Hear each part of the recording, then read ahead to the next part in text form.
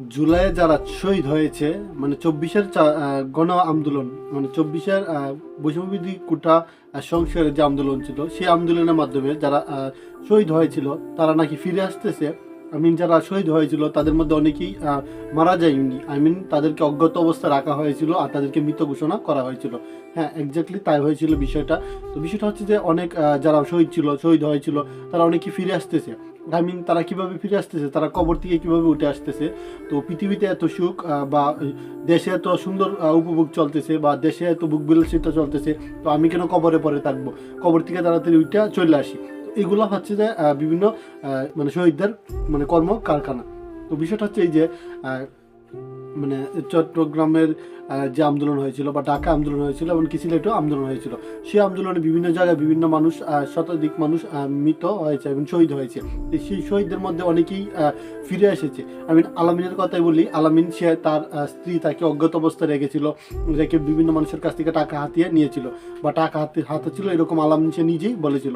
আরেকজন উপদেষ্টা সেও ফোন দিয়ে, মীর মাহফুজুর কি নাম, সেও ফোন দিয়ে বলে যে সে মারা যায়নি। তো তাকে অজ্ঞাতভাবে রাখা হয়েছিল যেন আন্দোলনটা জোরদার করা হয়। তো 15 জুলাইয়ের পর যে আন্দোলনটা হয়েছিল সেটা পুরোটা চলে গিয়েছিল মানে মানে ছাত্র শিবিরের আন্ডারে।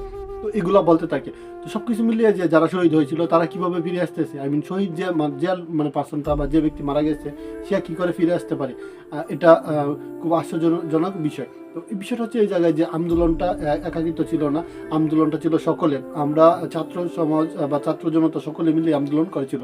বাট এই আন্দোলনের মূল হোতা ছিল কয়েকজন মানে সমন্বয়ক। বাট তারা নিজেরাই জানে যে কি করেছে দেশের সাথে, বা আমরা সাধারণ জনগণের সাথে বা সাধারণ ছাত্রর সাথে কি করেছে। তো এখন ছাত্ররা তাদেরকে মানে না, বা সাধারণ জনগণও তাদেরকে বেশি আস্থা দেয় না বা মানে না। তো সবাই অনেকেই বলে যে আমরা সব কিছু হাসনাত আর সানজিদ কেন্দ্রিক করে ফেলতেছি। তো এগুলো বলে আমি অনেক জায়গায় শুনেছি। তো বিষয়টা হচ্ছে এরকম যে স্বৈরাচার সরকার প্রথম থেকে ঘটিয়েছে, যারা শহীদ হয়েছিল বা শহীদদের শ্রদ্ধা জ্ঞাপন করে আমরা সবসময় শ্রদ্ধা নিবেদন করি।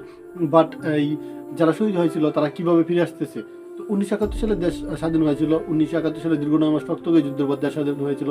30 লক্ষ শহীদের বিনিময়ে অর্জিত হয়েছিল আমাদের এই স্বাধীন বাংলাদেশ। তো তাহলে সেই স্বাধীন মানে যারা মারা গিয়েছিল, শহীদ হয়েছিল, তারা তো ফিরে আসেনি, তারা তো কখনো ফিরে আসেনি। 24-এর যে গণ আন্দোলনে যারা মারা গিয়েছিল তারা কি করে ফিরে আসে?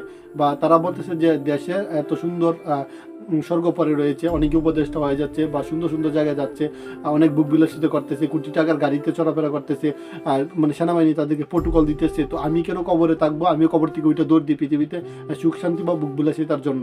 তো এই জিনিসগুলা ফেসবুকে অনেকেই চলাচলি করতেছে বা ফেসবুকে এগুলো পাওয়া যাচ্ছে। তো মূলত বিষয়টা কি, মানে বিষয়টা কি ঘটছে? যারা শহীদ হয়েছে তারা কিভাবে ফিরে আসতেছে? তাহলে কি তারা শহীদ হয়নি, তাদেরকে ভুয়া মৃত ঘোষণা করা হয়েছিল? আর যদি আবু সাইদ বা মুগ্ধ ফিরে আসে আমরা কিন্তু অবাক হব না, কারণ যেহেতু শহীদরা ফিরে আসতেছে তারাও কিন্তু আসতে পারে ফিরে। তো এই যে বিষয়টা সবার মনে মাঝে মানে ছড়াছড়ি করতেছে। তো আপনি অবশ্যই কমেন্টে বলে যাবেন যে আপনার চিন্তা ভাবনা কি, বা তারা কিভাবে ফিরে আসতেছে, আসলে ঘটনাটা কি ঘটেছিল।